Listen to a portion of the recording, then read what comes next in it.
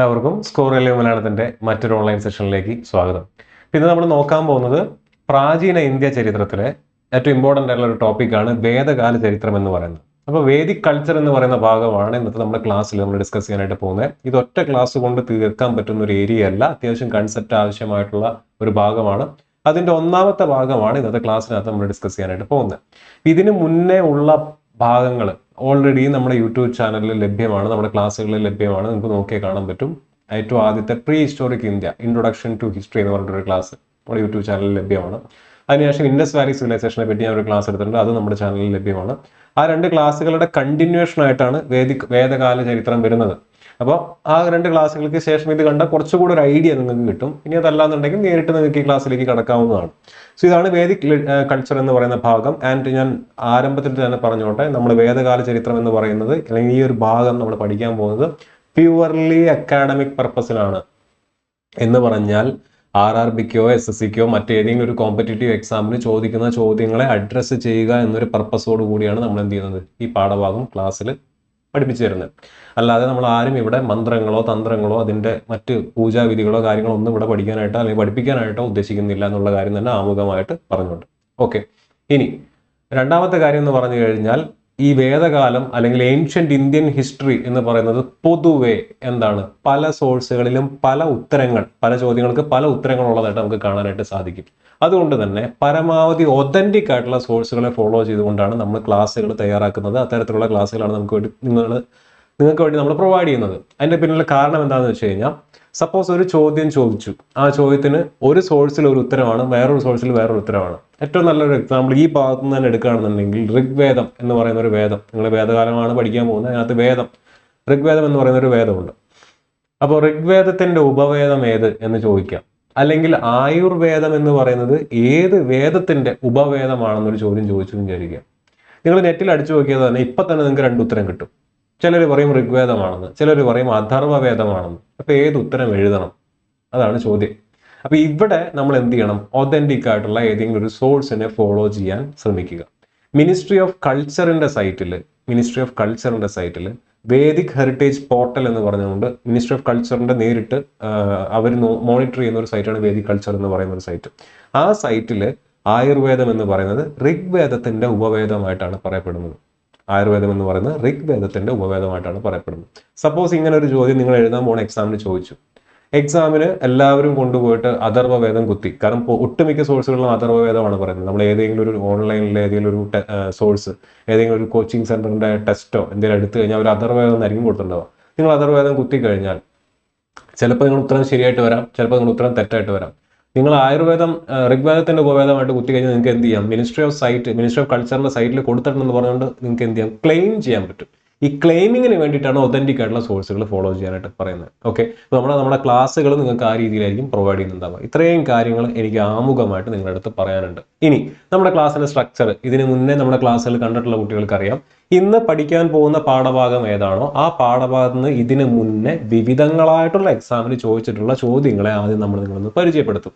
കാരണം ഇന്ന ചോദ്യങ്ങളൊക്കെയാണ് ഈ ഭാഗത്ത് നിന്ന് വന്നിട്ടുള്ളത്. അപ്പോൾ നിങ്ങൾ എങ്ങനെ പഠിക്കണം, അല്ലെങ്കിൽ ആ ടോപ്പിക്ക് എത്രത്തോളം ആഴത്തിൽ പഠിക്കണം എന്നുള്ളത് ആ ചോദ്യങ്ങൾ കാണുമ്പോൾ നിങ്ങൾക്ക് മനസ്സിലാവും. എന്നിട്ട് നമ്മൾ എന്ത് ചെയ്യും, ക്ലാസ്സിലേക്ക് കിടക്കും.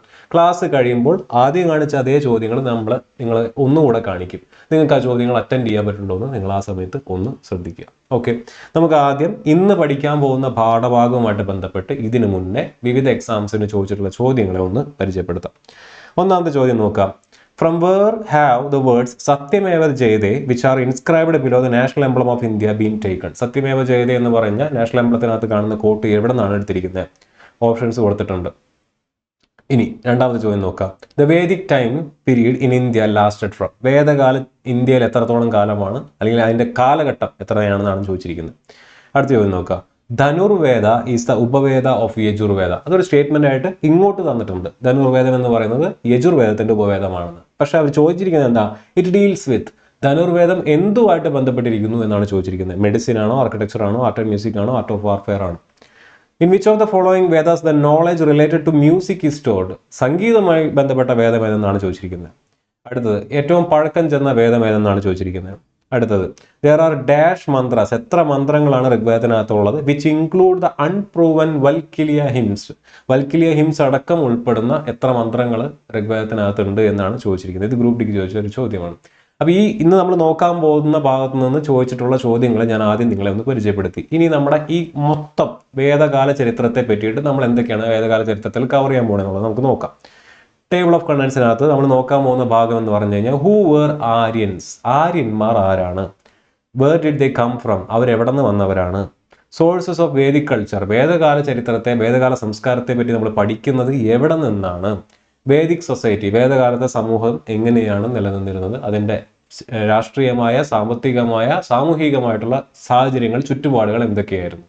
ഇത്രയും കാര്യങ്ങളാണ് വേദിക് കൾച്ചർ എന്ന് പറയുന്ന ഏരിയയിൽ നിന്നും മൊത്തത്തിൽ ആകെ തുകയായിട്ട് നമ്മൾ പഠിക്കേണ്ടത്. അതിലെ കുറച്ച് ഭാഗമാണ് ഇന്ന് ഈ ക്ലാസ്സിനകത്ത് നമ്മൾ ഡിസ്കസ് ചെയ്യാൻ പോകുന്നത്. ഞാൻ നേരത്തെ പറഞ്ഞ പോലെ 2-3 ഭാഗങ്ങളായിട്ടായിരിക്കും നമ്മൾ ക്ലാസ്സുകൾ കവർ ചെയ്യുന്നുണ്ടായിരിക്കുക. Okay, who were Aryans. അതിന് മുന്നേ ഞാൻ ഒരു കാലഘട്ടത്തിലേക്ക് നിങ്ങളെ കൊണ്ടുപോകണം. ആ കാലഘട്ടത്തെ പറ്റി പറയുമ്പോൾ നമ്മൾ പ്രാചീന ഇന്ത്യ ചരിത്രം നിങ്ങളൊന്ന് മനസ്സിലാക്കി വെക്കണം. അത് ക്ലാസ്സുകൾ കണ്ടു കഴിഞ്ഞാൽ നിങ്ങൾക്ക് ഒരു ഐഡിയ കിട്ടും. നമ്മുടെ ഈ ഒരു 1500 BCE എന്ന് പറയുന്ന ഒരു വർഷം, ഈ വർഷം തൊട്ട് നമ്മളിതാ ഇന്ന് എത്തി നിൽക്കുന്ന 2025 CE കോമൺ എറ. BCE എന്ന് പറഞ്ഞാൽ ബിഫോർ കോമൺ എറ എന്നാണ് അർത്ഥം. ഇത് ഇവിടെ നിന്നാണ് കോമൺ എറ സ്റ്റാർട്ട് ചെയ്യുന്നത്. ഇതിന് ഇപ്പുറത്തോട്ടുള്ള ചരിത്രം BCE എന്ന് നമ്മൾ വിളിക്കുന്നു. 1500 BCE മുതൽ 500 BCE വരെയുള്ള കാലഘട്ടത്തെയാണ് നമ്മളിപ്പോൾ പഠിച്ചുകൊണ്ടിരിക്കുന്നത്. 1500 BCE മുതൽ 500 BCE എന്ന് പറഞ്ഞാൽ ഈ ഒരു 1000 വർഷത്തെ ചരിത്രമാണ് നമ്മളിപ്പോൾ പഠിച്ചുകൊണ്ടിരിക്കുന്നത്. ചുരുക്കി പറഞ്ഞാൽ നമ്മുടെ കണക്ക് വെച്ച് നോക്കുകയാണെന്നുണ്ടെങ്കിൽ നമ്മൾ 2025-ലാണെന്ന് ജീവിക്കുന്നത്. നമ്മളെക്കാൾ 3500 വർഷം മുതൽ 2500 വർഷം മുന്നേ ജീവിച്ചിരുന്ന ആളുകളുടെ ചരിത്രത്തെ പറ്റിയിട്ടാണ് നമ്മൾ ഇന്ന് ഈ ക്ലാസ്സിൽ പഠിക്കാനായിട്ട് പോകുന്നത്. ഓക്കെ, ആദ്യത്തെ പോയിന്റ്. രണ്ടാമത്തെ പോയിന്റ്, ഇന്ന് ഈ ക്ലാസ്സിൽ ഇവരെ പറ്റിയിട്ടാണ് പഠിക്കാൻ പോകുന്നത്. നമ്മൾ ഇവരെ പറ്റി പഠിക്കുന്നതിന് നമ്മളെ പ്രധാനപ്പെട്ട സോഴ്സ് ഏതാണ്? വേദങ്ങൾ. വേദകാല ചരിത്രത്തെ പറ്റിയിട്ട് അല്ലെങ്കിൽ വേദകാല സംസ്കാരത്തെ പറ്റി നമ്മൾ പഠിക്കുന്നത് എവിടെ നിന്നാണ്? വേദങ്ങളിൽ നിന്ന് തന്നെയാണ്. ഏതൊക്കെ വേദങ്ങൾ നമുക്കുള്ളത്? ഋഗ്വേദം, യജുർവേദം, സാമവേദം, അഥർവേദം. ഈ 4 വേദങ്ങളെ ആധാരമാക്കി അതിനകത്ത് കൊടുത്തിട്ടുള്ള ഭൂപ്രകൃതി, അതിനകത്ത് കൊടുത്തിട്ടുള്ള ആളുകളുടെ പേരുകൾ, അതിനകത്ത് കൊടുത്തിട്ടുള്ള സംസ്കാരം നമ്മൾ എന്ത് ചെയ്യുന്നു? ഡീകോഡ് ചെയ്തെടുത്തിട്ട് ഈ രീതിയിലാണ് ആ കാലഘട്ടത്തിലെ ആളുകൾ ജീവിച്ചിരുന്നത് എന്ന് മനസ്സിലാക്കുന്നു. ഓക്കെ, അപ്പോൾ വേദമാണ് ആ കാലഘട്ടത്തിലെ ഈ പറഞ്ഞ 1500 BCE തൊട്ട് 500 BCE വരെ ജീവിച്ചിരുന്ന മനുഷ്യരുടെ ജീവിതത്തെ പറ്റി നമ്മൾക്ക് പഠിക്കാൻ ഉള്ള സോഴ്സ് വേദമാണെന്ന് മനസ്സിലായി. വേദങ്ങൾ 4 വേദങ്ങളുണ്ട് എന്നുള്ള കാര്യമൊക്കെ നമ്മൾ മനസ്സിലാക്കി. ഓക്കെ, ഒബ്വിയസ്ലി അടുത്ത ചോദ്യമാണ്, ആരാണ് ഈ വേദങ്ങൾ എഴുതിയത്, അല്ലെങ്കിൽ ആർക്ക് വേണ്ടിയിട്ടാണ് ഈ വേദങ്ങൾ നിലകൊള്ളുന്നത്? അവിടെയാണ് ആര്യൻ എന്ന് പറയുന്ന ഒരു റേസ് നിലകൊള്ളുന്നത്. ആര്യൻ എന്ന് പറയുന്ന ഒരു വംശം, ഒരു റേസ്, അവരുടെ അവരുടെ ഒരു റിലീജിയസ് ടെക്സ്റ്റ് അല്ലെങ്കിൽ ഒരു സേക്രഡ് ടെക്സ്റ്റ് ആയിരുന്നു ഈ പറഞ്ഞ വേദം. അപ്പോൾ ആരാണ് ആര്യൻ എന്നൊരു ചോദ്യം വരും. ആ ചോദ്യത്തിന് നമ്മൾ അഡ്രസ്സ് ചെയ്യണം.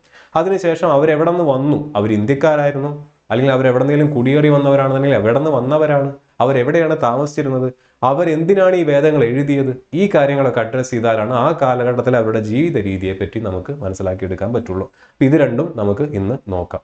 ഓക്കെ, അപ്പോൾ ഹൂ വേർ ആര്യൻസ്, ആര്യന്മാർ ആരാണ്, അവർ എവിടെ നിന്ന് വന്നു? ഈ ഇപ്പം നിങ്ങളുടെ സ്ലൈഡിൽ കാണുന്ന സിദ്ധാന്തങ്ങളെല്ലാം ആര്യന്മാർ എവിടെ നിന്ന് വന്നു എന്നതിന് പല ചരിത്രകാരന്മാരും പല ഇന്ത്യൻ രാഷ്ട്രീയ നേതാക്കന്മാരും മുന്നോട്ട് വെച്ചിട്ടുള്ള പല സിദ്ധാന്തങ്ങളാണ്. ഒന്നാമത്തെ സിദ്ധാന്തം സെൻട്രൽ ഏഷ്യൻ തിയറി. ഇതാണ് ഇന്ന് പൊതുവെ അക്സെപ്റ്റ് ചെയ്യുന്ന സിദ്ധാന്തം എന്ന് പറയുന്നത്. ഇൻഡോ ആര്യൻ മൈഗ്രേഷൻ, ഞാൻ ഇവിടെ കാണുന്ന ഇമേജ്, ഇവിടെ കാണിച്ചിരിക്കുന്ന ഇമേജ് നോക്കി നിങ്ങൾക്ക് കാണാൻ പറ്റും. അവർ പൊതുവെ സെൻട്രൽ ഏഷ്യയിൽ നിന്നും മധ്യ ഏഷ്യയിൽ നിന്നും ഇങ്ങോട്ട് കുടിയേറി പാർത്തവരാണ് ആര്യന്മാർ എന്നാണ് മാക്സ് മുള്ളറും വില്യം ജോൺസും അടക്കമുള്ള ആളുകൾ പറയുന്നത്. അതിനവർ കാരണമായിട്ട് വെക്കുന്ന ഒന്ന് സെന്ത് അവസ്ഥ എന്ന് പറയുന്ന ഒരു പുസ്തകമാണ്. സെന്ത് അവസ്ഥ എന്ന് പറഞ്ഞു കഴിഞ്ഞാൽ സൊറാസ്ട്രിയനിസം എന്ന് പറയുന്ന ഒരു മതമുണ്ട്, പ്രാചീന മതമാണ്. ആ മതത്തിന്റെ റിലീജിയസ് ടെക്സ്റ്റാണ് സെന്ത് അവസ്ഥ. ഈ സെന്ത് അവസ്ഥയ്ക്കകത്തും നമ്മളിപ്പോൾ പഠിച്ച അല്ലെങ്കിൽ പഠിക്കാൻ പോകുന്ന ഋഗ്വേദത്തിനകത്തും ഒരുപാട് സിമിലാരിറ്റീസ് ഉണ്ട്, ഒരുപാട് കാര്യങ്ങൾ ഒരുപോലെയാണ് കൊടുത്തിരിക്കുന്നത്. എന്ന് പറഞ്ഞാൽ സെന്താവസ്ഥയ്ക്കകത്തും ആരെ പറ്റി പറയുന്നുണ്ട്? ആര്യന്മാരെ പറ്റി പറയുന്നുണ്ട്. സെന്താവസ്ഥയ്ക്കകത്തുള്ള ആര്യന്മാരെ പറ്റി പറയുന്ന അല്ലെങ്കിൽ ആ ഒരു ഭൂപ്രകൃതി എന്ന് പറയുന്നതും ഋഗ്വേദത്തിനകത്ത് പറയുന്ന ഭൂപ്രകൃതിയും തമ്മിൽ, അല്ലെങ്കിൽ അവർ വന്നു എന്ന് പറയപ്പെടുന്ന ഭൂപ്രകൃതി ഏകദേശം സിമിലർ ആയതുകൊണ്ട് ഈ ഒരു 2 കൂട്ടരും സെൻട്രൽ ഏഷ്യയിൽ നിന്ന് വന്നവരാണ് എന്നാണ് ആര് പറയുന്നത്? മാക്സ് മുള്ളറും വില്യം ജോൺസും പറയുന്നത്. ടിബറ്റൻ തിയറി മുന്നോട്ട് വെച്ച വ്യക്തിയാണ് ദയാനന്ദ സരസ്വതി. ആർട്ടിക് തിയറി, ആർട്ടിക്കിൽ നിന്നും വന്നവരാണ് എന്ന് പറഞ്ഞ ആളാണ് ആര്? ബാലഗംഗാധര തിലക്. അത് അദ്ദേഹത്തിന്റെ ആർട്ടിക് ഹോംസ് ഇൻ വേദാസ് എന്ന് പറയുന്ന പ്രബന്ധത്തിനകത്ത് എഴുതിയിട്ടുണ്ട്. എന്നാൽ ഇവരാരുമല്ല, ഇവർ ഇന്ത്യക്കാർ തന്നെയാണ്, സപ്തസിന്ധുവിന്റെ നാട്ടിൽ ജീവിച്ചിരുന്നവർ തന്നെയാണ് എന്ന് പറഞ്ഞ ചരിത്രകാരനാണ് AC ദാസ് പോലുള്ള ചരിത്രകാരന്മാരെന്ന് പറയുന്നത്. അപ്പോൾ അങ്ങനെ പലതരത്തിലുള്ള സിദ്ധാന്തങ്ങളുണ്ട്. എന്നിരുന്നാലും പൊതുവെ അക്സെപ്റ്റ് ചെയ്യുന്നത് ഈ തിയറിയാണ്, സെൻട്രൽ ഏഷ്യൻ തിയറി. ആര്യന്മാരെന്ന് പറഞ്ഞാൽ മധ്യ ഏഷ്യയിൽ നിന്നും വന്നവരാണ്. ആൻഡ് അവരുടെ ഉപജീവനം എന്താണ്? അവർ കാലി മേച്ച് നടന്നിരുന്നവരാണ്. അവര് കാലികളെ മേച്ച് നടന്നിരുന്നതാണ്. അതുകൊണ്ട് തന്നെ പശുക്കളും കുതിരകളും അവരുടെ ദൈനംദിന ജീവിതത്തിലെ വളരെ ഇമ്പോർട്ടൻ്റ് ആയിട്ടുള്ള മൃഗങ്ങളായിരുന്നു. പശുക്കൾക്ക് വേണ്ടിയാണ് അവർ യുദ്ധങ്ങൾ നടത്തിയിരുന്നത്. പശുക്കൾക്ക് വേണ്ടിയിട്ടാണ് അവർ ഈ പറഞ്ഞ പോലെ പശു ഏറ്റവും കൂടുതലുള്ള ആളെയാണ് അവർ സമ്പന്നരായിട്ട് കണ്ടിരുന്നത്. അപ്പോൾ പശു എന്ന് പറയുന്നത് അവരുടെ ജീവിതത്തിലെ വളരെ ഇമ്പോർട്ടൻ്റ് ആയിട്ടുള്ള ഒരു മൃഗമായിട്ട് മാറി. കുതിരകളെ അവർ ധാരാളമായിട്ട് ഉപയോഗിച്ചിരുന്നു എന്നുള്ളതും നമുക്ക് വേദങ്ങൾ നോക്കിയാൽ കാണാനായിട്ട് സാധിക്കും. ആൻഡ് ഇവർ ഈ പറഞ്ഞ പോലെ പാസ്ട്രൽ, അതായത് കാലിമേച്ച് നടന്നിരുന്ന ആളുകളായതുകൊണ്ട് തന്നെ ഇവരുടെ ദേവതകൾ അല്ലെങ്കിൽ ദേവന്മാർ എന്ന് പറയുന്നത് നമ്മുടെ അഗ്നി, വരുണൻ, ഇന്ദ്രൻ, മരുത്ത്, അതിഥി, ഉഷസ് തുടങ്ങിയ പഞ്ചഭൂതങ്ങളെ എന്നൊക്കെ നമുക്ക് വിളിക്കാൻ പറ്റുന്ന ഭൂമിയുമായിട്ട് ചേർന്ന് നിൽക്കുന്ന രീതിയിലുള്ള ദേവതകളെയാണ് ഇവർ ആരാധിച്ചിരുന്നതെന്നാണ് പറയപ്പെടുന്നത് ഋഗ്വേദങ്ങൾ. ഋഗ് വേദം എന്ന് പറയുന്ന വേദത്തിനകത്ത് എഴുതിയിരിക്കുന്നത് ഈ പറഞ്ഞ ദേവതകൾക്കുള്ള സ്തുതിഗീതങ്ങളാണ് എന്നുള്ള കാര്യം കൂടെ ഓർത്തിരിക്കാം. അപ്പൊ ആര്യന്മാർ ആരാണെന്ന് മനസ്സിലായി. മധ്യ ഏഷ്യ, കസാഖിസ്ഥാൻ, തജിക്കിസ്ഥാൻ തുടങ്ങിയ ആ ഒരു ഏരിയ കേന്ദ്രീകരിച്ച് അവിടെ നിന്ന് പല കാലങ്ങളിലായി സപ്തസിന്ധുവിന്റെ നാട്ടിലേക്ക്, ഇൻഡസ് നദിയുടെ ട്രിബ്യൂട്ടറീസിന്റെ നാട്ടിലേക്ക് കുടിയേറി വന്നവരാണ് ആര്യന്മാർ എന്ന് മനസ്സിലായി. ആര്യന്മാർ കാലിമേച്ച് നടന്നിരുന്നവരാണെന്ന് മനസ്സിലായി. പശു അവർക്ക് ഇമ്പോർട്ടൻ്റ് ആയിട്ടുള്ള ഒരു ജീവിയാണെന്ന് മനസ്സിലായി. അവർ കുതിരകളെ ഓടിച്ചിരുന്നുവെന്നും അവിടുത്തെ പ്രധാനപ്പെട്ട, അല്ലെങ്കിൽ അവർ പശുവിന് വേണ്ടി യുദ്ധം നടത്തിയിരുന്നെന്നും യുദ്ധങ്ങളിൽ കുതിരകളെ ഉപയോഗിച്ചിരുന്നു എന്നുള്ളതും നമുക്ക് ഇപ്പോൾ മനസ്സിലായി. ഓക്കെ, അത്രയും കാര്യങ്ങൾ മനസ്സിലായി. അപ്പൊ എന്താണ് വേദങ്ങൾ? ഇപ്പോഴും നമ്മൾ വേദങ്ങളിൽ എത്തിയിട്ടില്ല. എന്തിനാണ് ഇവർ വേദങ്ങൾ? നമ്മൾ ഈ പറയുന്ന കാലിമേച്ച് നടന്നിരുന്ന, കുതിരപ്പുറത്ത് സവാരി നടത്തിയിരുന്ന, യുദ്ധങ്ങൾ നടത്തിയിരുന്ന, പശുവിന് വേണ്ടി അങ്ങോട്ടും ഇങ്ങോട്ടും യുദ്ധം നടത്തിയിരുന്ന ഈ ഗോത്ര സമുദായത്തെ അല്ലെങ്കിൽ സമൂഹങ്ങളെ, ഇവർ ട്രൈബൽസ് ആയിരുന്നു, ട്രൈബ് ക്ലാനുകളായിട്ടാണ് ഇവർ ജീവിച്ചിരുന്നത്. ഇവര് എങ്ങനെയാണ് ഈ വേദിക് ലിറ്ററേച്ചറുമായിട്ട് ബന്ധപ്പെട്ടിരിക്കുന്നത്? അപ്പൊ ഇവരുടെ ജീവിതത്തിൽ ഓരോ ദേവതകളെ ആരാധിക്കുമ്പോഴും അതിന് ഓരോ മന്ത്രങ്ങൾ ഉരുവിടുമായിരുന്നു. ആ ദേവന് വേണ്ടി അല്ലെങ്കിൽ ദേവതയ്ക്ക് വേണ്ടി അവരെന്ത് ചെയ്യും? ഹോമകുണ്ടത്തിലേക്ക് മന്ത്രങ്ങൾ, ആചാരാനുഷ്ഠാനങ്ങൾ ഇതെല്ലാം അവർ നടത്തി പോന്നിരുന്നു. ഇതിനെ വാമൊഴിയായിട്ടാണ്, വെർബലിയാണ് എന്ത് ചെയ്തിരുന്നത്? ഈ മന്ത്രങ്ങളെ അവർ കൈകാര്യം ചെയ്തിരുന്നത്. അത് പിന്നീട് ഈ പറഞ്ഞ 500 BC-യോടൊക്കെ അടുപ്പിച്ച് എന്ത് ചെയ്യുന്നു? എഴുതി ചേർത്ത് തുടങ്ങി. അങ്ങനെ വരുന്ന പുസ്തകങ്ങളെയാണ് ഋഗ്വേദം തുടങ്ങിയ ഓരോ വേദങ്ങൾ എന്ന് പറയുന്നത്. ഓരോ വേദം എന്താണെന്നുള്ളത് നമുക്ക് പഠിക്കാം. ഇന്ന് ഋഗ്വേദമാണ് മെയിനായിട്ട് നോക്കാൻ പോകുന്നത്. സോ ഈ സമുദായത്തിന്റെ അല്ലെങ്കിൽ ഈ ഒരു സമൂഹത്തിന്റെ ഈ ഒരു ഗോത്രങ്ങളായിട്ട് ജീവിച്ചിരുന്ന ഈ ഒരു സമൂഹത്തിന്റെ ആചാരാനുഷ്ഠാനങ്ങളും അവരുടെ മതഗ്രന്ഥവുമായിട്ടുള്ള പുസ്തകമാണ് ഋഗ്വേദം, അല്ലെങ്കിൽ പൊതുവിൽ വേദം എന്ന് പറയുന്നത്. ഓക്കെ, അത്രയും നിങ്ങൾ മനസ്സിലാക്കി വെക്കുക. ഇത് വളരെ കോംപ്ലിക്കേറ്റഡ് ആണ്. വേദം എഴുതിയിരിക്കുന്നത് തന്നെ വളരെ കോംപ്ലിക്കേറ്റഡ് ആയിട്ടാണ്. Examination point of view, purely academic പർപ്പസിന് ആവശ്യമായിട്ടുള്ള കാര്യങ്ങൾ മാത്രമേ ഞാൻ നിങ്ങളുടെ അടുത്ത് പറഞ്ഞു തരുന്നുള്ളൂ. ഓക്കെ, അപ്പോൾ വേദിക് പീരീഡിനെ നമ്മൾ പൊതുവെ രണ്ടായിട്ട് ഡിവൈഡ് ചെയ്യുന്നു. ഏർലി വേദിക് പീരീഡ് എന്ന് പറഞ്ഞാൽ ഞാൻ നേരത്തെ പറഞ്ഞ പോലെ മധ്യേഷ്യയിൽ നിന്നും വന്ന് സപ്തസിന്ധുവിന്റെ നാട്ടിലാണ് അവർ കുടിയേറി പാർത്തിരുന്നത്. ഈ ഒരു കാണുന്ന ഏരിയയിൽ അവിടെ അവർ പല പല ക്ലാനുകളായിട്ട്, ഗോത്ര സമുദായങ്ങളായിട്ടാണ് അവർ ജീവിച്ചിരുന്നത്. പല പല കുടുംബങ്ങളായിട്ട് പലപ്പോഴായിട്ടാണ് ഈ മൈഗ്രേഷൻ സംഭവിക്കുന്നത്. അതായത് ഒരു ഗ്രൂപ്പ് അല്ലെങ്കിൽ ഒരു 1000 പേരടങ്ങുന്ന ഒരു ഗ്രൂപ്പ് മധ്യേഷ്യയിൽ നിന്ന് ആദ്യം സിന്ധുവിന്റെ നാട്ടിൽ വന്ന് അവിടെ സെറ്റിലായി. ചിലപ്പോൾ ഒരു 100 വർഷം കഴിഞ്ഞിട്ടായിരിക്കും അടുത്ത ഗ്രൂപ്പ് വരുന്നുണ്ടായിരിക്കുക, 500 വർഷം കഴിഞ്ഞിട്ടായിരിക്കും അടുത്ത ഗ്രൂപ്പ് വരുന്നുണ്ടായിരിക്കുക. അങ്ങനെ കാലങ്ങളിൽ പല പല ഗ്രൂപ്പുകളായിട്ട് മൈഗ്രേഷൻ ചെയ്തിട്ടാണ് ഇവർ എന്ത് ചെയ്യുന്നത്? ഇവിടെ സെറ്റിൽ ആവുന്നത്. ഈ സപ്തസിന്ധുവിന്റെ നാട്ടിൽ സെറ്റിൽ ആവുന്നത്. സപ്തസിന്ധു എന്ന് പറഞ്ഞാൽ ഇൻഡസ്, ജലം, ചെനാബ്, രവി, ബിയാസ്, സട്ലജ്, സരസ്വതി തുടങ്ങിയ നദികളാണ് എന്നാണ് പറയുന്നത്. ആ നദികളുടെ നാട്ടിൽ എന്ത് ചെയ്യുന്നു? അവിടെ ഇവർ സെറ്റിൽ ലൈഫ് ആവുന്നു. അപ്പോൾ ആ സമയത്ത് ഉരുത്തിരിഞ്ഞു വന്ന വേദമാണ് ഋഗ്വേദം എന്ന് പറയുന്നത്. അതുകൊണ്ടാണ് അതിനെ ഋഗ്വേദിക് പീരീഡ് എന്ന് വിളിക്കുന്നത്. അപ്പോൾ ഏറ്റവും ആദ്യം ഇവർ സെറ്റിൽ ചെയ്തത് ഈ പറയുന്ന ഏരിയയിലാണ്. 1500 മുതൽ 1000 BC വരെയുള്ള കാലഘട്ടത്തിൽ അന്ന് ഉണ്ടായ വേദമാണ് ഋഗ്വേദം എന്ന് പറയുന്നു. അതിനുശേഷമാണ് ലേറ്റർ വേദിക് പീരീഡ് വരുന്നത്. ലേറ്റർ വേദിക് പീരീഡ് എന്ന് പറയുമ്പോൾ ഇവരുടെ ഭൂപ്രകൃതി കുറച്ചുകൂടി ഇങ്ങോട്ട് മാറി, ഗംഗയുടെയും യമുനയുടെയും തീരത്തേക്ക് അവർ വന്നു. അപ്പോൾ എഴുതപ്പെട്ടതാണ് മറ്റ് 3 വേദങ്ങൾ. സാമവേദം, യജുർവേദം, അഥർവവേദം എല്ലാം പിന്നീട് എഴുതപ്പെട്ടതാണ്. അടുത്ത ഒരു 500 വർഷം കൊണ്ട് എഴുതപ്പെട്ടതാണ്. അതുകൊണ്ട് അതിനെ ലേറ്റർ വേദിക് പീരീഡ് എന്നും വിളിക്കുന്നു. അപ്പൊ ഇതെല്ലാം നമുക്ക് എങ്ങനെ മനസ്സിലാക്കാൻ പറ്റുന്നത്? ഇതിന്റെ നമ്മുടെ സോഴ്സുകൾ എന്ത് തന്നെയാണ്? വേദിക് ലിറ്ററേച്ചർ തന്നെയാണ്. ഈ പറഞ്ഞ ഋഗ്വേദം, യജുർവേദം, സാമവേദം, അഥർവവേദം, ഇതിലുള്ള ഭാഷ മനസ്സിലാക്കിയാൽ തന്നെ നമുക്ക് ഇതിൽ ഏതാണ് പഴക്കം ചെന്നത് എന്ന് നമുക്ക് എളുപ്പം മനസ്സിലാക്കാനായിട്ട് പറ്റും. അതിനെപ്പറ്റി നമുക്ക് ഡീറ്റെയിൽ ആയിട്ട് പറഞ്ഞുതരാം. അപ്പോൾ വേദിക് ലിറ്ററേച്ചറിനെ നമുക്ക് ശ്രുതി എന്നും സ്മൃതി എന്നും രണ്ടായിട്ട് ഡിവൈഡ് ചെയ്യാം. ശ്രുതി ലിറ്ററേച്ചർ എന്നും സ്മൃതി ലിറ്ററേച്ചർ എന്നും വേദകാല ലിറ്ററേച്ചർ എന്നല്ല, പൊതുവെ ഏൻഷ്യൻ ലിറ്ററേച്ചറിനെ നമുക്ക് രണ്ടായിട്ട് ഡിവൈഡ് ചെയ്യാം.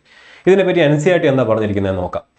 Vedas are the world's oldest literature. വേദങ്ങളാണ് ലോകത്തിലെ ഏറ്റവും പഴക്കം ചെന്ന literature. They are referred to as Shruti, which is eternal, self-evident and divinely revealed.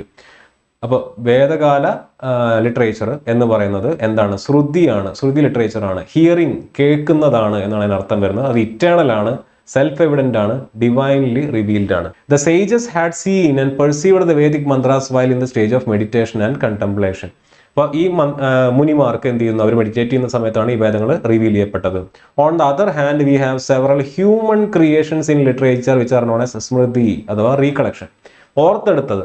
അപ്പോൾ ഹ്യൂമൻ ക്രിയേഷൻ ആണ് സ്മൃതി ലിറ്ററേച്ചർ എന്ന് പറയുന്നത്. സ്മൃതി ഓർത്തെടുത്തതായതുകൊണ്ട് തന്നെ അതിനകത്ത് തെറ്റുകൾ വരാം. സ്മൃതിക്ക് എക്സാമ്പിൾ ആയിട്ട് കൊടുത്തിരിക്കുന്നതാണ് രാമായണം, മഹാഭാരതം, ഭഗവത്ഗീത, ഉപനിഷത്ത്, ധർമ്മശാസ്ത്രം തുടങ്ങിയവയെല്ലാം. ഇതെല്ലാം സ്മൃതിക്ക് എക്സാമ്പിൾ ആണ്. ഇനി വേറെ ഇവിടെ തന്നെ അവർ ഒരു കാര്യം കൂടെ പറയുന്നുണ്ട്. ഉപനിഷത്തുകൾ ശ്രുതിയുടെ ഭാഗമാണ് എന്ന് വിശ്വസിക്കുന്ന ചരിത്രകാരന്മാരും അല്ലെങ്കിൽ പണ്ഡിതന്മാരും ഉണ്ട്. അപ്പൊ ഇത്തരത്തിൽ കോൺട്രഡിക്ടറി ആയിട്ടുള്ള സ്റ്റേറ്റ്മെന്റ് NCERT തന്നെ കാണാം. NCERT ആദ്യം പറഞ്ഞു ഉപനിഷത്ത് സ്മൃതിയാണെന്ന്, എന്നാൽ അവർ തന്നെ പറയുന്നു many scholars view the Upanishad also as a part of shruti. അപ്പൊ ഉപനിഷത്ത് ശ്രുതിയാണോ എന്നൊരു ചോദ്യം വന്നാൽ അങ്ങനെ വരാനുള്ള സാധ്യതയില്ല. അങ്ങനെ വന്നാൽ തന്നെ ആ ക്വസ്റ്റ്യൻ ക്യാൻസൽ ചെയ്യാനുള്ള സാധ്യത ഉണ്ടെന്നുള്ള കാര്യം കൂടെ ഇവിടെ മനസ്സിലാക്കി വെക്കുക. നമുക്ക് ഈ ഒറ്റ പാരഗ്രാഫ് പറഞ്ഞുകൊണ്ട് തന്നെ നമുക്ക് എന്ത് ചെയ്യാം? ക്ലെയിം ചെയ്യാം. ഇനി ഇതാണ് ആകെത്തുക വേദിക് ലിറ്ററേച്ചറിൽ നിങ്ങൾ അറിഞ്ഞിരിക്കേണ്ട കാര്യം. വേദിക് ലിറ്ററേച്ചർ എന്ന് പറയുമ്പോൾ അതിനകത്ത് വേദകാല സംഹിതകളുണ്ട്, ബ്രാഹ്മണാസ് ഉണ്ട്, ആരണ്യകകളുണ്ട്, ഉപനിഷത്തുകളുണ്ട്. ഇത്രയും അടങ്ങുന്നവയെ പൊതുവിൽ ഞാൻ എന്ന് വിളിക്കുന്നു? ശ്രുതി ലിറ്ററേച്ചർ എന്ന് വിളിക്കുന്നു. ഇതിന് പുറത്താണ് ഉപവേദങ്ങൾ ഇരിക്കുന്നത്, ഇതിന് പുറത്താണ് വേദാംഗങ്ങൾ ഇരിക്കുന്നത്. ആൻഡ് ഇതെല്ലാം ഈ പറഞ്ഞ 4 വേദത്തിനും ബാധകമാണ്. എന്ന് പറഞ്ഞാൽ ഋഗ്വേദത്തിന് സംഹിതയുണ്ട്, ഋഗ്വേദത്തിന് ബ്രാഹ്മണാസ് ഉണ്ട്, ഋഗ്വേദത്തിന് ആരണ്യകയുണ്ട്, ഋഗ്വേദത്തിന് ഉപനിഷത്തുണ്ട്, ഋഗ്വേദത്തിന് ഉപവേദയുണ്ട്. വേദാംഗ മൊത്തത്തിലാണ്. വേദാംഗ ഈ 4 വേദത്തിനും കോമൺ ആയിട്ടുള്ളതാണ്. ഋഗ്വേദത്തിന് ഈ പറഞ്ഞ സംഹിത, ബ്രാഹ്മണ, ആരണ്യക, ഉപനിഷത്ത്, ഉപവേദം അത്രയുണ്ട്. യജുർവേദത്തിന് സംഹിതയുണ്ട്, ബ്രാഹ്മണയുണ്ട്, ആരണ്യകയുണ്ട്, ഉപനിഷത്തുണ്ട്, ഉപവേദമുണ്ട്. സാമവേദത്തിനും സംഹിതയുണ്ട്, ബ്രാഹ്മണയുണ്ട്, ആരണ്യകയുണ്ട്, ഉപനിഷത്തുണ്ട്, ഉപവേദമുണ്ട്. അഥർവവേദത്തിനും സംഹിതയും ബ്രാഹ്മണയും ആരണ്യകയും ഉപനിഷത്തും ഉപവേദവും ഉണ്ട് എന്നുള്ള കാര്യം മനസ്സിലാക്കി വെക്കുക. ആൻഡ് വേദത്തിനെ വായിക്കണമെന്നുണ്ടെങ്കിൽ നിങ്ങൾക്ക് ഈ കാണുന്ന വേദാംഗങ്ങൾ കൂടിയേ തീരൂ. ശിക്ഷ, കൽപ്പ, വ്യാകരണ, ജ്യോതിഷ, നിരുക്ത, ഛന്ദസ് തുടങ്ങിയവ കൂടിയാൽ മാത്രമാണ് വേദങ്ങളെ നിങ്ങൾക്ക് മനസ്സിലാക്കാൻ പറ്റുള്ളൂ. ശിക്ഷ, കൽപ്പ, വ്യാകരണ, ജ്യോതിഷ, നിരുക്ത, ഛന്ദസ്. ജ്യോതിഷ എന്ന് പറഞ്ഞാൽ നിങ്ങൾക്ക് പേരിൽ നിന്ന് തന്നെ കിട്ടും അല്ലെ. ഒരു മന്ത്രം ഉരുവിടുന്ന സമയത്ത് ജ്യോതിഷം നോക്കും എന്ന് വെച്ച് കഴിഞ്ഞാൽ ആ മന്ത്രം ഉരുവിടുന്ന സമയം, ആ സമയത്തെ ജ്യോതിഷം, ഓരോ ഗ്രഹങ്ങളുടെയും ഗ്രഹനില, അതാണ് അതുമായിട്ട് ബന്ധപ്പെട്ടിരിക്കുന്നത്. വ്യാകരണം ഈ പറയുന്ന പാണിനിയാണ് പൊതുവെ സംസ്കൃതത്തിന്റെ വ്യാകരണ ഗ്രന്ഥമായിട്ട് പറയുന്നത്. അപ്പൊ പാണിനിയുടെ പുസ്തകം അവിടെ വരുന്നുണ്ട്. നിരുക്തം, എത്തിമോളജി, വാക്കുകളുടെ ഉദ്ഭവത്തെ പറ്റി പറയുന്നതാണ് നിരുക്തം എന്ന് പറയുന്നത്. ശിക്ഷ, ഉച്ചാരണം, ഈ വേദത്തിനകത്ത് പറയുന്ന ഓരോ വാക്കുകളുടെയും ഉച്ചാരണം എങ്ങനെയായിരിക്കണം എന്നുള്ളത്. കൽപ്പ, റിച്വൽസ്, ഒരു മന്ത്രം ചൊല്ലുന്ന സമയത്ത് നമ്മൾ പാലിക്കേണ്ട ക്രമങ്ങൾ, റിച്വൽസ്, തന്ത്രവിധികൾ എന്തൊക്കെയാണെന്നുള്ളത്. ഛന്ദസ് എന്ന് പറഞ്ഞാൽ മീറ്റർ, ഒരു മന്ത്രം ചൊല്ലേണ്ട മീറ്റർ തുടങ്ങിയ കാര്യങ്ങൾ. അപ്പൊ ഈ 6 പുസ്തകങ്ങളെ കൂടെ ചേർത്താൽ മാത്രമേ നിങ്ങൾക്ക് ഈ എല്ലാ വേദവും വായിച്ചെടുക്കാനായിട്ട് പറ്റുള്ളൂ. സോ ഇത് മൊത്തത്തിലാണ് നമ്മൾ ഇതിനെ വിളിക്കുന്നത് വേദിക് ലിറ്ററേച്ചർ എന്ന് വിളിക്കുന്നത്. ഇത്രയും മനസ്സിലാക്കി വെക്കുക. ഋഗ്വേദം, യജുർവേദം, സാമവേദം, അഥർവവേദം എന്നിങ്ങനെ 4 വേദങ്ങളുണ്ട്. ഈ 4 വേദങ്ങൾക്കകത്തും ബ്രാഹ്മണ, ആരണ്യക, ഉപനിഷത്ത്, സംഹിത, ഉപവേദ എന്നിങ്ങനെയുള്ള പുസ്തകങ്ങളുണ്ട്. ആൻഡ് ഇവയെല്ലാം കൂടെ ചേർത്ത് വായിക്കുന്നതിന്, സംഹിതയും ഈ പറഞ്ഞ എല്ലാ സാധനങ്ങളെയും വായിക്കുന്നതിന് ശിക്ഷ, കൽപ്പ, വ്യാകരണ, ജ്യോതിഷ, നിരുക്ത, ഛന്ദസ് എന്നിങ്ങനെയുള്ള 6 പുസ്തകങ്ങളുടെ സഹായം വേണം. അതിൽ ശിക്ഷ ഉപയോഗിച്ചുകൊണ്ടാണ് നമ്മൾ എന്ത് ചെയ്യുന്നത്? ഓരോ വാക്കുകളുടെ ഉച്ചാരണം മനസ്സിലാക്കുന്നത്. കൽപ്പ ഉപയോഗിച്ചുകൊണ്ടാണ് ഓരോ മന്ത്രങ്ങൾ ഉരുവിടുന്ന സമയത്ത് റിച്വൽസ് മനസ്സിലാക്കുന്നത്. വ്യാകരണം വാക്കുകളുടെ അല്ലെങ്കിൽ സെന്റൻസിന്റെ വ്യാകരണം നോക്കുന്നതിന് നമ്മളെ സഹായിക്കുന്നു. ജ്യോതിഷം ഗ്രഹനില നോക്കുന്നതിന് സഹായിക്കുന്നു. നിരുക്തം ഓരോ വേദത്തിനകത്തുള്ള വാക്കുകളുടെ എത്തിമോളജിനെ പറ്റി നമ്മൾ പറയുന്നു. ഛന്ദസ് എന്ന് പറയുന്ന മീറ്ററാണ്, മന്ത്രങ്ങൾ ഉരുവിടുന്ന മീറ്ററിനെ പറയുന്ന പേരാണ് ഛന്ദസ്. ഇത്രയും നിങ്ങൾ മനസ്സിലാക്കി വെക്കുക. ഇത് ഡീറ്റെയിൽ ആയിട്ട് നമ്മൾ അടുത്ത ഓരോരോ ക്ലാസ്സുകൾ കഴിയുമ്പോൾ ഓരോ വേദങ്ങൾ പഠിക്കുമ്പോൾ നമ്മൾ മനസ്സിലാവും. ഇത്രയും ഔട്ട്ലൈൻ ആയിട്ട് നിങ്ങൾ പഠിച്ചു വെക്കുക. ഓക്കെ, ഇനി ഋഗ്വേദത്തെ പറ്റി നമുക്ക് പറയാം. ഋഗ്വേദം എന്ന് പറയുന്നത് 1ാമത്തെ വേദമാണ്. It is the oldest Veda, ഏറ്റവും പഴക്കം ചെന്ന വേദമാണ് ഋഗ്വേദം എന്ന് പറയുന്നത്. It consist of compilation of റിക്കുകളുടെ ഒരു കമ്പൈലേഷനെയാണ് നമ്മൾ ഋഗ്വേദം എന്ന് വിളിക്കുന്നത്. റിക്ക് എന്ന വാക്കിന്റെ അർത്ഥം എന്താണ്? റിക്ക് എന്ന വാക്കിന്റെ അർത്ഥം ടു പ്രൈസ്. ആരെ പ്രൈസ് ചെയ്യുന്നു? ഡെയിറ്റീസിനെ. എന്ന് പറഞ്ഞാൽ റിഗ് എന്ന് പറഞ്ഞ വാക്കിന്റെ അർത്ഥം സ്തുതിക്കുക എന്നാണ്. ആരെ സ്തുതിക്കുന്നു? ദേവതകളെ. ആരുടെ ദേവതകളെ? ആര്യന്മാരുടെ ദേവതകളെ. ആര്യന്മാരുടെ ദേവതകൾ ആരൊക്കെയാണ്? ഇന്ദ്രൻ, വരുണൻ, അഗ്നി, ഉഷസ്, മരുത്ത് തുടങ്ങിയ ദേവതകളെ സ്തുതിച്ചുകൊണ്ടുള്ള സ്തുതിഗീതങ്ങളാണ് ഏത് വേദത്തിനകത്ത്? ഋഗ്വേദത്തിനകത്ത്. അതാണ് ഓൾഡസ്റ്റ് വേദ എന്ന് പറയുന്നത്. അതിനകത്ത് ആകെത്തുക 10552 മന്ത്രങ്ങളുണ്ട്. ഋഗ്വേദത്തിനകത്ത് ആകെ 10552 മന്ത്രങ്ങളുണ്ട്. ആ മന്ത്രങ്ങളെ 1028 സുക്തങ്ങളായിട്ട് ഗ്രൂപ്പ് ചെയ്തിരിക്കുന്നു. അതായത് ഇവിടെ 1 ഒരു മന്ത്രം, 2 ഒരു മന്ത്രം, അങ്ങനെ എഴുതി വന്നു. ഞാൻ അതിനെ 10552 മന്ത്രം വരെ നമ്മൾ എണ്ണി എത്തി. ഇതിൽ 1, 2, 3, 4 ആദ്യത്തെ ഈ 4 മന്ത്രങ്ങളെ ഞാൻ ഒരുമിച്ച് ചേർത്തു, അതിനൊരു ഗ്രൂപ്പാക്കി മാറ്റി. ഇതിനെ ഞാൻ എന്തെന്ന് വിളിക്കുന്നു? സുക്തം എന്ന് വിളിക്കുന്നു. അങ്ങനെ എത്ര സുക്തം ഉണ്ടെന്ന് പറഞ്ഞ് 1028 ഗ്രൂപ്പ് ഓഫ് മന്ത്രാസ് അല്ലെങ്കിൽ 1028 സുക്തങ്ങളുണ്ട്. ഇനി 10 മണ്ഡലങ്ങളുണ്ട്. മണ്ഡലം എന്ന് പറഞ്ഞാൽ എന്താണ്? ചാപ്റ്റർ. 10 മണ്ഡലങ്ങളായിട്ടാണ് ഋഗ്വേദം ഉണ്ടാക്കിയിരിക്കുന്നത്. 10 മണ്ഡലങ്ങളായിട്ടാണ് ഋഗ്വേദം ഉണ്ടാക്കിയിരിക്കുന്നത്. ഇനി each mandala is divided in two sections called anuvakas. അങ്ങനെ 85 അനുവാഗങ്ങൾ ഋഗ്വേദത്തിനകത്തുണ്ട്. ഓരോ മണ്ഡലങ്ങളെയും പിന്നെയും ഡിവൈഡ് ചെയ്യും. അപ്പോൾ ഋഗ്വേദം എന്ന് പറഞ്ഞ പുസ്തകം എടുത്തു കഴിഞ്ഞാൽ അത് ആക്ച്വലി കമ്പൈലേഷൻ ഓഫ് മന്ത്രങ്ങളാണ്. 10552 മന്ത്രങ്ങളുണ്ട്, 1028 സുക്തങ്ങൾ. മന്ത്രങ്ങളെ ഞാൻ വീണ്ടും ഗ്രൂപ്പ് ചെയ്ത് സുക്തങ്ങളാക്കി മാറ്റുന്നു. ഈ ഋഗ്വേദം എന്ന് പറയുന്നത് തന്നെ 10 ബുക്കുകളുടെ ഒരു കമ്പൈലേഷനാണ്, അല്ലെങ്കിൽ 10 ചാപ്റ്ററുകളുടെ ഒരു കമ്പൈലേഷനാണ്. ഓക്കെ, അത്രയും മനസ്സിലാക്കി വെക്കുക. ആ 10 ചാപ്റ്ററുകളെ 10 മണ്ഡലങ്ങൾ എന്ന് വിളിക്കുന്നു. ഓരോ മണ്ഡലത്തിനെ പിന്നീട് ഡിവൈഡ് ചെയ്തിരിക്കുന്നു. അതാണ് അനുവാഗങ്ങൾ. അങ്ങനെ എത്ര അനുവാഗങ്ങളുണ്ട്? 85 അനുവാഗങ്ങളുണ്ട്. ഇത്രയും മനസ്സിലാക്കിയല്ലോ. ഇനി the family books mandalas from 2 to 7, 2 തൊട്ട് 7 വരെയുള്ള പുസ്തകങ്ങളെ നമ്മൾ എന്ത് ചെയ്യുന്നു? ഫാമിലി ബുക്സ് എന്ന് വിളിക്കുന്നു. അഥവാ മണ്ഡലങ്ങളെ ഫാമിലി ബുക്സ് എന്ന് വിളിക്കുന്നു. അതായത് എത്ര?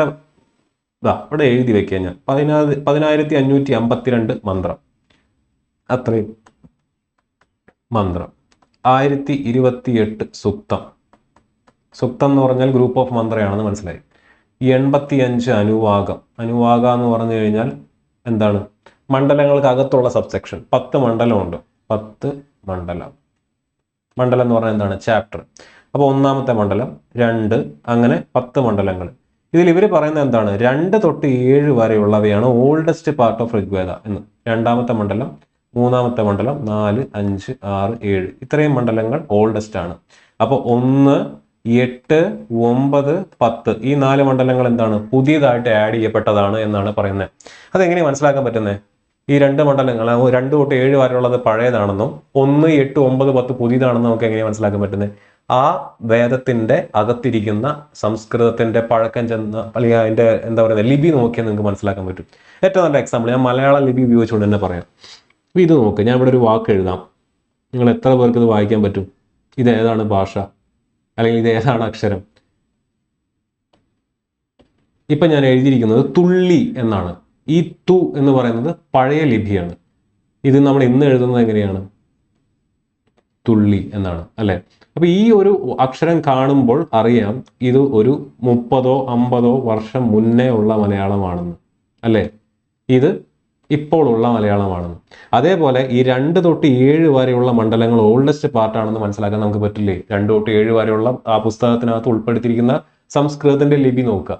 അത് പഴയ സംസ്കൃതമാണെങ്കിൽ അത് പഴയതാണ്. 1, 8, 9, 10 പുതിയ ലിപിയാണെന്നുണ്ടെങ്കിൽ അത് പുതിയതായിട്ട് ആഡ് ചെയ്യപ്പെട്ടതാണെന്ന് മനസ്സിലാക്കാം. അപ്പൊ അങ്ങനെ 2 തൊട്ട് 7 വരെയുള്ള മണ്ഡലങ്ങൾ പഴയതാണ് എന്ന് നമുക്ക് മനസ്സിലായി. അതിനെ ഫാമിലി ബുക്സ് എന്ന് വിളിച്ചു. ഫാമിലി ബുക്സ് എന്ന് വിളിക്കാൻ കാരണം എന്താ? ഈ കാണുന്ന മണ്ഡലം, 2ാമത്തെ മണ്ഡലം എഴുതിയത് ഗ്രിൽ സമത എന്ന് പറയുന്ന ഒരു സന്യാസിയാണ്. അല്ലെങ്കിൽ ആ സന്യാസി അദ്ദേഹത്തിനോട് ചേർന്ന് നിൽക്കുന്ന ആളുകളും അല്ലെങ്കിൽ എഴുതിയതാണെന്നാണ് പറയുന്നത്. 3 വിശ്വാമിത്രൻ എഴുതിയ 3ാമത്തെ മണ്ഡലമാണ് 3ാമത്തെ എന്നാണ് പറയുന്നത്. വാമദേവൻ എഴുതിയതാണ് 4ാമത്തെ മണ്ഡലം. അത്രി എഴുതിയതാണ് 5ാമത്തെ മണ്ഡലം. ഭരദ്വജ എഴുതിയതാണ് 6ാമത്തെ മണ്ഡലം. വസിഷ്ഠൻ എഴുതിയതാണ് 7ാമത്തെ മണ്ഡലം.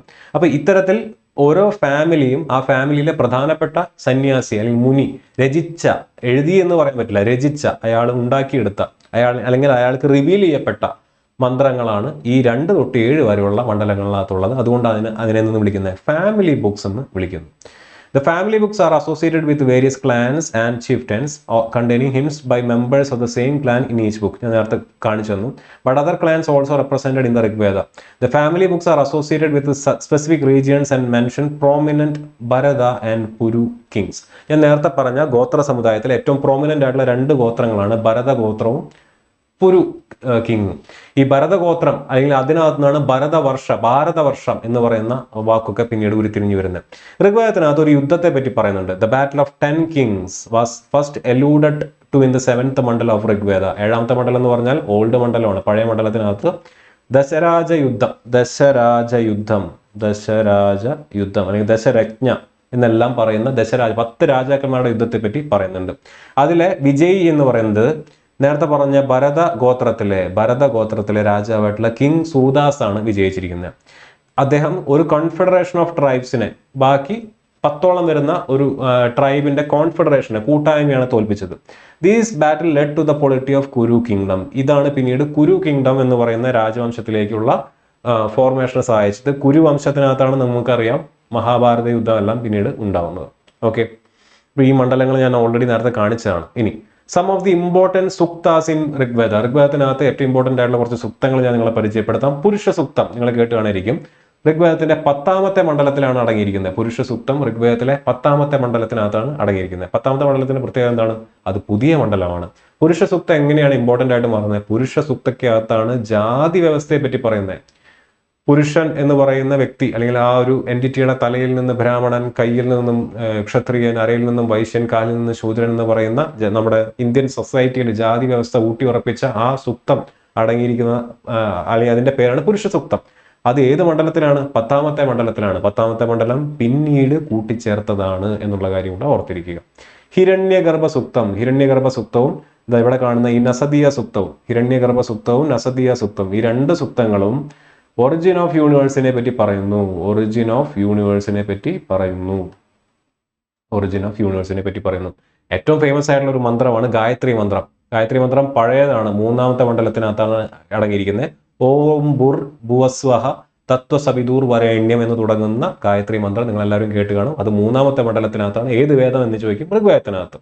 ഇനി ഋഗ്വേദത്തിൽ ഏതാനും നദികളെ പറ്റി പറയുന്നുണ്ട്. ഇൻഡസ് വാലിയിലെ നദികൾ, ഋഗ്വേദത്തിനകത്തുള്ള പേരുകൾ. ഇതിനെപ്പറ്റി ഓൾറെഡി ആസിഫ് സാർ ഒരു വീഡിയോ ചെയ്ത് നമ്മുടെ ചാനൽ ലഭ്യമാണ്. കാണാത്തുണ്ടെങ്കിൽ ആ വീഡിയോ പോയി കാണുക. ഞാൻ അതിന്റെ പേര് എന്നാൽ ഇവിടെ ഒന്നുകൂടെ പറയാം. ജലം നദിയെ ഋഗ്വേദത്തിൽ വിളിക്കുന്നത് വിദാസ്ത എന്നാണ്. ചെനാബിനെ വിളിക്കുന്നത് അസ്കിനി എന്നാണ്. രവിയെ പരുഷിണി എന്നും പുരുഷിണി എന്നും പല രീതിയിൽ അറിയപ്പെടുന്നുണ്ട്. ബിയാസിനെ ബിഭാസ എന്ന് പറയുന്നു. സത്ലജിനെ ശതദ്രു, ശുദുദ്രു, അങ്ങനെ പല പേരുകളിൽ അറിയപ്പെടുന്നു. സിന്ധു, ഇൻഡസ്. പിന്നെയുള്ള സപ്തസിന്ധു 7 നദികളുണ്ടല്ലോ. 7ാമത്തെ നദി ഏതാണ്? സരസ്വതി നദിയാണ്. സരസ്വതിയും കൂടെ ചേർന്ന് കഴിഞ്ഞാൽ നമുക്ക് 7 നദികൾ കിട്ടി. ഈ 7 നദികളാണ് ആ ആര്യന്മാർ താമസിച്ചിരുന്ന സ്ഥലം എന്ന് പറയുന്നത്. സോ ജലം നദി എന്ന് പറയുന്നത് വിദാസ്തയാണ്.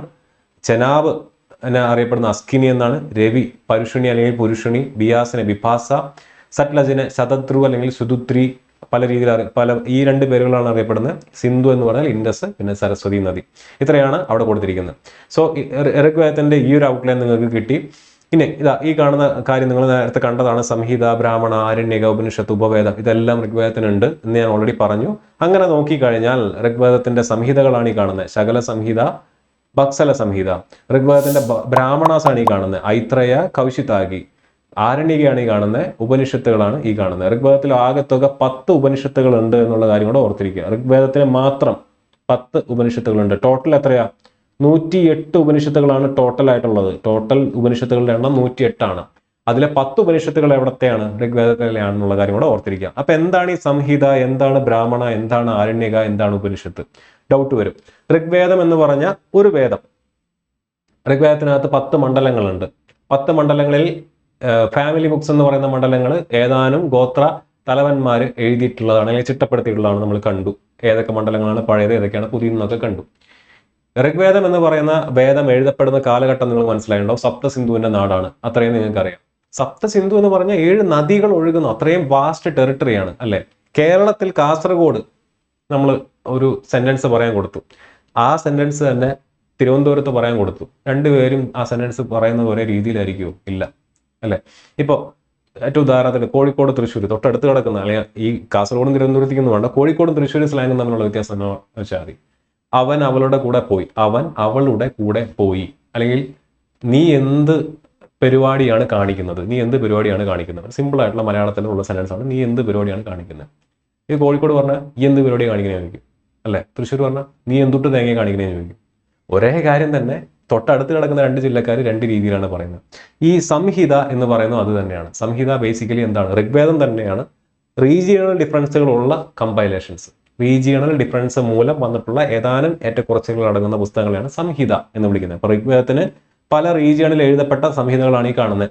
ഇതിൽ സർവൈവ് ചെയ്തത് ശകല സംഹിത മാത്രമാണ്, ബാക്കിയൊന്നും സർവൈവ് ചെയ്തിട്ടില്ല. ബക്സല സംഹിതയെ പറ്റിയിട്ടും മറ്റ് സംഹിതകൾ, ഋഗ്വേദത്തിന്റെ ഇതേപോലുള്ള റീജിയണൽ ഡിഫറൻസിലുള്ള സംഹിതകളെ പറ്റിയിട്ടൊക്കെ വേറെ പുസ്തകങ്ങളിലാണ് പിന്നീട് എഴുതപ്പെട്ടിരിക്കുന്നത്. അപ്പൊ അത് വെച്ചിട്ടാണ് നമ്മൾ പറയുന്നത് ഓക്കെ ഋഗ്വേദത്തിന് ഇന്ന സ്ഥലത്ത് വേറൊരു സംഹിത ഉണ്ടായിരുന്നു എന്ന് പറയപ്പെടുന്നത്. എനിവേ, ബ്രാഹ്മണ എന്താണ്? ഋഗ്വേദം എന്ന് പറയുന്നത് മന്ത്രങ്ങളാണ്, കംപ്ലീറ്റ്ലി സുക്തങ്ങൾ. ഈ സുക്തങ്ങളുടെ കമന്ററി അല്ലെങ്കിൽ ഇപ്പൊ ഹിരണ്യഗർഭ സുക്തം അല്ലെങ്കിൽ ഗായത്രി മന്ത്രത്തിനകത്ത് എഴുതിയിരിക്കുന്ന കാര്യങ്ങളുടെ കമന്ററി അല്ലെങ്കിൽ അതിന്റെ ഗദ്യരൂപത്തിലുള്ള ഏതാനും കമന്ററി എന്ന് പറഞ്ഞു കഴിഞ്ഞാൽ ഇത് എന്താണെന്ന് മനസ്സിലാക്കുന്നതിന് വേണ്ടി എഴുതിയിരിക്കുന്ന ഒരു സാധനമാണ് എന്ത്? ബ്രാഹ്മണ എന്ന് പറഞ്ഞാൽ. അവിടെ കൂടുതലും ആചാരാനുഷ്ഠാനങ്ങളെ പറ്റിയിട്ടാണ് പറയുന്നത്. ഒരു മന്ത്രം ഉരുവിടുന്ന സമയത്ത് നമ്മൾ ചെയ്യേണ്ട ആചാരങ്ങൾ എന്തൊക്കെയാണെന്നുള്ളത്. ആരണ്യക എന്ന് പറഞ്ഞാൽ എന്താണ്? പേരിൽ നിന്ന് തന്നെ കിട്ടും. ആരണ്യക എന്ന് പറഞ്ഞു കഴിഞ്ഞാൽ കാടുമായിട്ട് ബന്ധപ്പെട്ടതാണ്. അപ്പോൾ കാട്ടിൽ സന്യസിക്കാൻ പോകുന്ന സമയത്ത് ഉള്ള കാര്യങ്ങളാണ് ആരണ്യക എന്ന് പറയുന്ന പുസ്തകത്തിനകത്തുള്ള. ഉപനിഷത്ത് എന്താണ്? ഉപനിഷത്ത് എന്ന് പറയുന്നത് മെറ്റാഫിസിക്കൽ ആയിട്ടുള്ള കാര്യത്തെ പറ്റിയിട്ട് പറയുന്നതാണ്. മെറ്റാഫിസിക്കൽ ആയിട്ടുള്ള കാര്യങ്ങളാണ് എവിടെ കിടക്കുന്നത്? ഉപനിഷത്തിനകത്ത് കിടക്കുന്നത്. ഉപനിഷത്ത് ആക്ച്വലി ഒരുപാട് ലേറ്റ് ആയിട്ടാണ് ഋഗ്വേദം അല്ലെങ്കിൽ ഓരോ വേദത്തിന്റെയും കൂടെ എഴുതപ്പെട്ടത്. ആദ്യം ഉണ്ടായത് സംഹിതയാണ്, പിന്നീട് ബ്രാഹ്മണ, പിന്നീട് ആരണ്യക. ഉപനിഷത്തുകൾ കുറെ കൂടെ ലേറ്റ് ആയിട്ടാണ്. ഉപനിഷത്തുകൾ എന്ന് പറയുന്നത് ബുദ്ധിസത്തിനും ജൈനിസത്തിനും കൗണ്ടർ ചെയ്തിട്ടുള്ള 2 ഗ്രന്ഥമാണെന്ന് കൂടെ ഓർത്തിരിക്കുക. ബുദ്ധിസത്തിനും ജൈനിസത്തെയും കൗണ്ടർ ചെയ്തുകൊണ്ടുള്ള ഗ്രന്ഥമാണ് ഉപനിഷത്ത് എന്നുള്ള കാര്യം കൂടെ ഓർത്തിരിക്കുക. എന്താ കാരണം? വേദിക് റിലീജിയൻ എന്ന് പറയുന്നത് ആചാരാനുഷ്ഠാനങ്ങളിലൂതി മന്ത്രം, തന്ത്രം, കുതന്ത്രം തുടങ്ങിയ സംഭവങ്ങൾ മാത്രമായിട്ട് ഒതുങ്ങിക്കൂടിയപ്പോൾ മനുഷ്യന്റെ മോക്ഷത്തെ പറ്റിയിട്ടോ അല്ലെങ്കിൽ സ്പിരിച്വൽ ഹങ്കറിനെ പറ്റിയിട്ടോ വേദങ്ങൾ അഡ്രസ് ചെയ്യാതായപ്പോൾ ബുദ്ധിസം, ജൈനിസം പോലെയുള്ള നല്ല എന്താ പറയുന്നത് മനുഷ്യന്റെ മോക്ഷത്തെപ്പറ്റി, ജീവിത രീതിയെപ്പറ്റി, ക്രമങ്ങളെപ്പറ്റി, ആചാരങ്ങളും അനുഷ്ഠാനങ്ങളും ഉപേക്ഷിച്ചുകൊണ്ട് എങ്ങനെ മനസ്സമാധാനത്തോടെ ജീവിക്കാമെന്നുള്ള നല്ല രസകരമായിട്ടുള്ള ഐഡിയോളജീസ് എവിടെ വന്നു? ബുദ്ധിസം, ജൈനിസം പോലുള്ള ആശയങ്ങളായിട്ട് ഇപ്പുറത്ത് വന്നു. അപ്പോൾ ഋഗ്വേദിക് കൾച്ചർ അല്ലെങ്കിൽ വേദിക് കൾച്ചറിനകത്ത് നിന്നിരുന്ന ആളുകൾ ബുദ്ധിസത്തിന്റെയും ജൈനിസത്തിന്റെയും പുറകെ പോയി. അപ്പോൾ മെറ്റാഫിസിക്കലായിട്ടുള്ള, ഫിലോസഫിക്കലായിട്ടുള്ള കുറച്ചുകൂടെ ചിന്തിക്കാൻ പാകത്തിനുള്ള കൺസെപ്റ്റുകൾ അടങ്ങിക്കൊണ്ട് എന്ത് വന്നു തുടങ്ങി? ഉപനിഷത്തുകൾ വേദിക് കൾച്ചറിന്റെ ഭാഗമായിട്ട് വന്നു തുടങ്ങി. ഉപനിഷത്തിനെ വിളിക്കുന്ന മറ്റൊരു പേരാണ് വേദാന്ത എന്നുള്ള കാര്യം കൂടെ ഓർത്തിരിക്കുക. ഉപനിഷത്തിനെ വിളിക്കുന്ന മറ്റൊരു പേരാണ് വേദാന്ത. വേദാന്തം വിളിക്കാൻ കാരണം എന്താണ്? ഒരു വേദം എടുത്താൽ സംഹിത കഴിഞ്ഞ്, ബ്രാഹ്മണ കഴിഞ്ഞ്, ആരണ്യ കഴിഞ്ഞ് ഏറ്റവും അവസാനത്തെ അന്ത്യത്തിൽ ആഡ് ചെയ്യപ്പെട്ട ഒരു ഗ്രന്ഥമാണ് ഉപനിഷത്ത്. അതുകൊണ്ട് അതിനെ വേദാന്ത എന്നും കൂടെ വിളിക്കുന്നുണ്ട്. Don't confuse it with Vedanga. വേദാംഗങ്ങളാണ് നമ്മൾ നേരത്തെ പറഞ്ഞ 6 പുസ്തകങ്ങൾ. ശിക്ഷ, കൽപ്പ, നിരുക്ത, വ്യാകരണ, ജ്യോതിഷ, ഛന്ദസ് തുടങ്ങിയ 6 പുസ്തകങ്ങൾ വേദാംഗങ്ങളാണ്. അതും വേദാന്തയും രണ്ടും രണ്ടാണെന്നുള്ള കാര്യം ഓർത്തിരിക്കുക. ഓക്കെ, ഇനി ഉപവേദം. ഓരോ വേദത്തിനും ഉപവേദം ഉണ്ടായിരിക്കും. ഓരോ വേദത്തിനും ഉപവേദം ഉണ്ടായിരിക്കും. ഉപവേദം എന്ന് പറഞ്ഞാൽ എന്താണ്? Applied knowledge. The term Upaveda, applied knowledge, is used in traditional literature to designate the subjects of certain technical works. അപ്പോൾ ഓരോ വേദത്തിൻ്റെയും ഉപവേദം എന്താണെന്ന് ഇവിടെ എഴുതിയിട്ടുണ്ട്. ആയുർവേദ അഥവാ മെഡിസിൻ ആയിട്ട് ബന്ധപ്പെട്ടത് അസോസിയേറ്റഡ് വിത്ത് ഋഗ്വേദയാണ്. ധനുർവേദ നേരത്തെ ഒരു ചോദ്യം നമ്മൾ കണ്ടതാണ്, ആർച്ചറി ആയിട്ട് ബന്ധപ്പെട്ടതാണ്. അപ്പോൾ ധനുർവേദം എന്തുമായിട്ട് ബന്ധപ്പെട്ടാണ്? ആർച്ചറി എന്ന് പറഞ്ഞാൽ യുദ്ധം, വാർഫെയർ ആയിട്ട് ബന്ധപ്പെട്ടതാണ്. അത് ഏത് വേദത്തിൻ്റെയാണ്? യജുർവേദത്തിൻ്റെയാണ്. ഗന്ധർവവേദ സംഗീതമായിട്ട് ബന്ധപ്പെട്ടതാണ്. അത് ഏത് വേദത്തിൻ്റെയാണ്? സാമവേദത്തിൻ്റെയാണ്. അർത്ഥശാസ്ത്ര എക്കണോമിക്സ് ആയിട്ട് ബന്ധപ്പെട്ടതാണ്. ഇത് ഏത് വേദത്തിൻ്റെയാണ്? അഥർവവേദത്തിൻ്റെയാണ്. ഇത് എവിടെ പറഞ്ഞാണ്? മിനിസ്ട്രി ഓഫ് കൾച്ചറിന്റെ സൈറ്റിൽ കൊടുത്തിട്ടുള്ള ഒരു സ്നിപ്പാണ് ഞാൻ കാണിച്ചിരിക്കുന്നത്. ഞാൻ നേരത്തെ പറഞ്ഞ പോലെ ഒഫീഷ്യൽ ആയിട്ടുള്ള ഒതന്റിക് ആയിട്ടുള്ള സോഴ്സുകൾ ഫോളോ ചെയ്യാനായിട്ട് ശ്രദ്ധിക്കുക.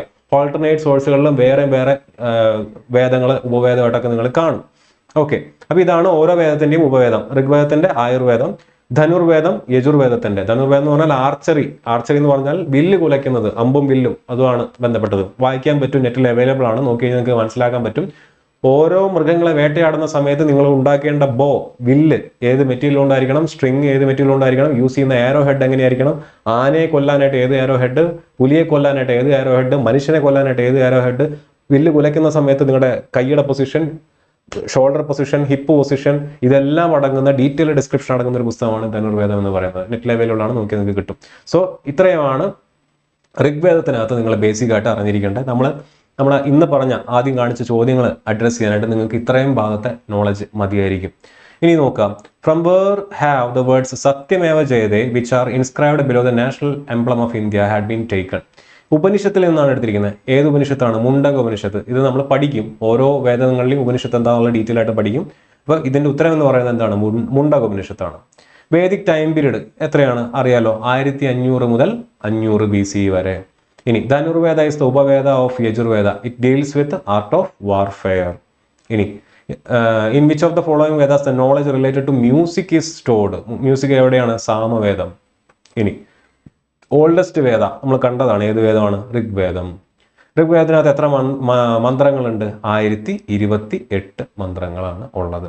സോ ഇത്രയാണ് ഈ പറയുന്ന വേദിക് ലിറ്ററേച്ചറുമായിട്ട് ബന്ധപ്പെട്ട് ഇന്നത്തെ ഈ ക്ലാസ്സിൽ നമുക്ക് ഡിസ്കസ് ചെയ്യാനുള്ളത്. ഇതിന്റെ കണ്ടിന്യൂഷൻ ആണ് അടുത്ത ഭാഗം. അവിടെ നമ്മൾ യജുർവേദം, സാമവേദം, അഥർവേദം, അതുപോലെ തന്നെ സംഹിതകളെ പറ്റിയിട്ടും ആരണ്യകനെ പറ്റിയിട്ടും ബ്രാഹ്മണനെ പറ്റിയിട്ടും ഉപനിഷത്തുകളെ പറ്റിയിട്ടൊക്കെ ഡീറ്റെയിൽ ആയിട്ട് പഠിക്കും. ഇപ്പം ഋഗ്വേദത്തിൻ്റെയൊക്കെയുള്ള ഒരു ഇൻട്രൊഡക്ഷനും എന്താണ് വേദിക് ലിറ്ററേച്ചർ എന്നുള്ളതും അത് എഴുതപ്പെട്ട ആര്യന്മാർ ആരാണെന്നും അവരെവിടെ നിന്ന് വന്നു എന്നുള്ളതും അവരെവിടെ നിന്ന് വന്നു എന്നതിനെ പറ്റിയിട്ടുള്ള വിവിധ സിദ്ധാന്തങ്ങൾ ഏതൊക്കെയാണെന്നുള്ളതൊക്കെയാണ് നമ്മൾ പഠിച്ചത്. ബേസിക്കലി ഒരു ഇൻട്രൊഡക്ഷൻ പാർട്ട് മാത്രമാണ് ഇന്നത്തെ വീഡിയോ എന്ന് പറയുന്നത്. ഇതിന്റെ ഡീറ്റെയിലിംഗ് അല്ലെങ്കിൽ ഇതിന്റെ ഒരു കൺക്ലൂഷൻ എന്ന് പറയുന്നത് ഇനി വരുന്ന വീഡിയോസ് കൂടെ കണ്ടാലാണ് നിങ്ങൾക്ക് മനസ്സിലാവുള്ളൂ.